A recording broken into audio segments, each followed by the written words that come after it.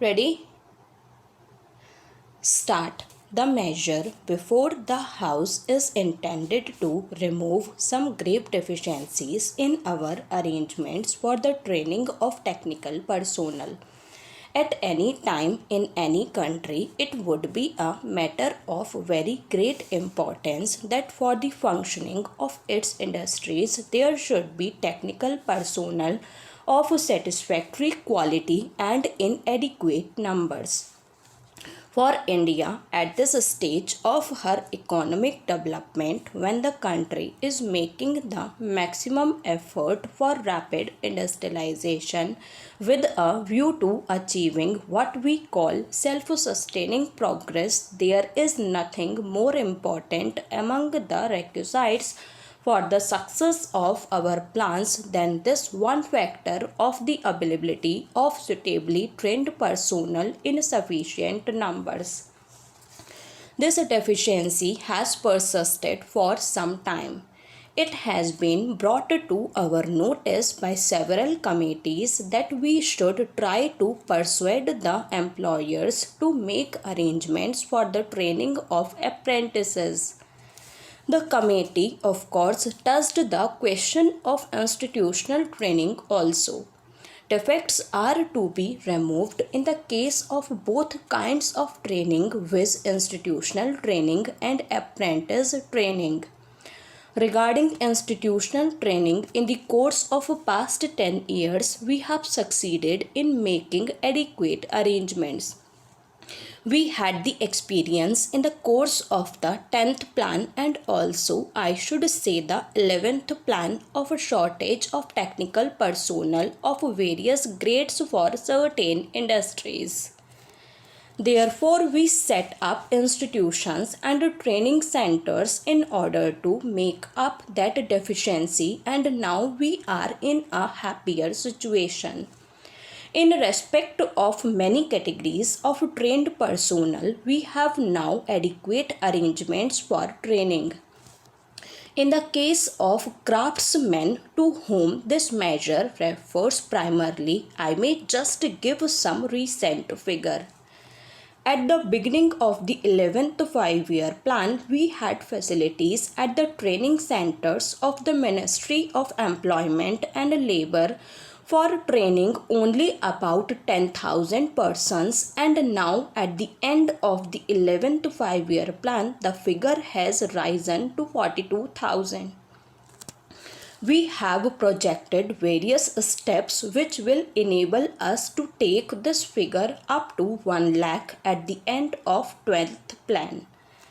Similarly, in the matter of technical education of higher grades also, the requisite facilities are being provided so that we do not anticipate any serious difficulty there.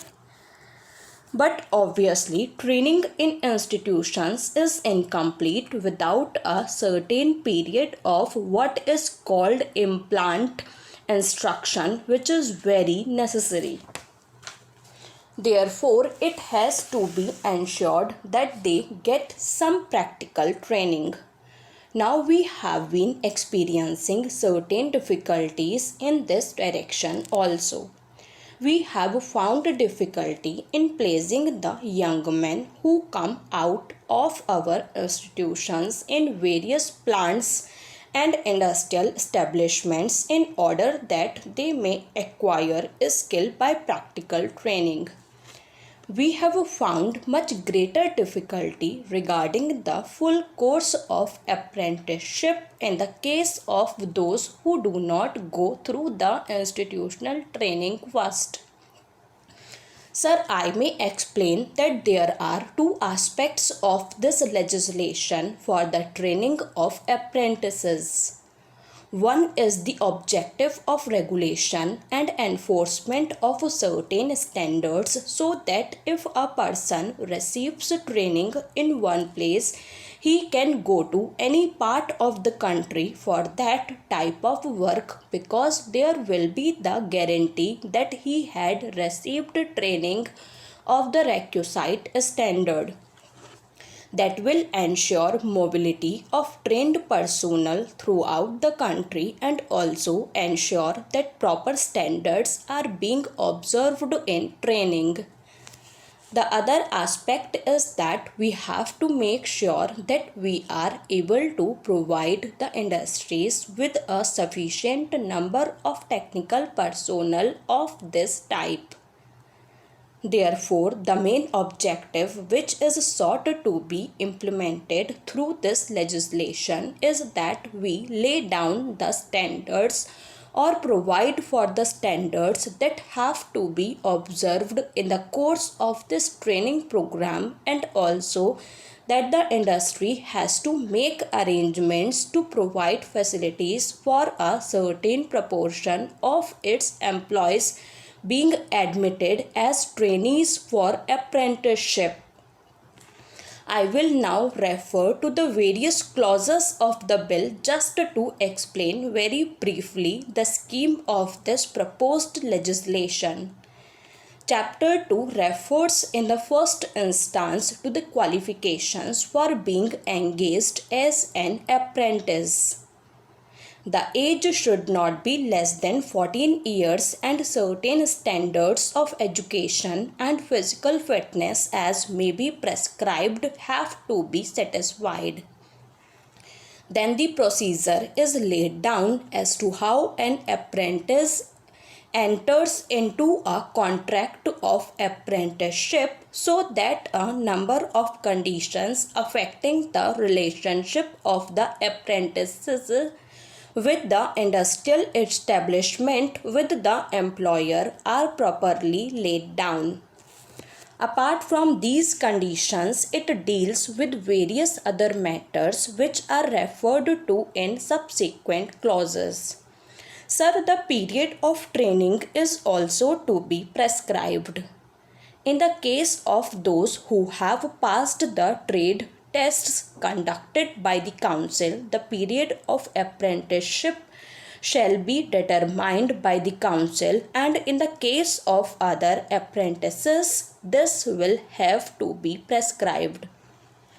There is a provision which lays down how this contract could not be brought to a close. Mr. Deputy Chairman Sir, I rise to support the motion which has been moved by my friend. As he has pointed out, oil is a very important element in the industrial development of any country today, and especially those countries which are in the process of development have found that if they were to base their industries securely on oil, the whole development is fairly quick and that it is possible for them to get good returns in a short time.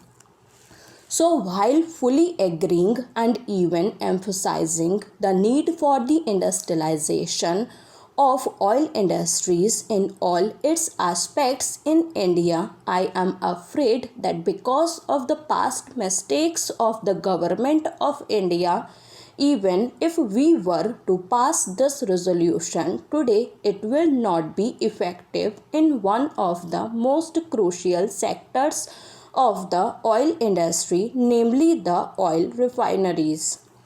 When agreements were entered into by the government of India with the oil refineries,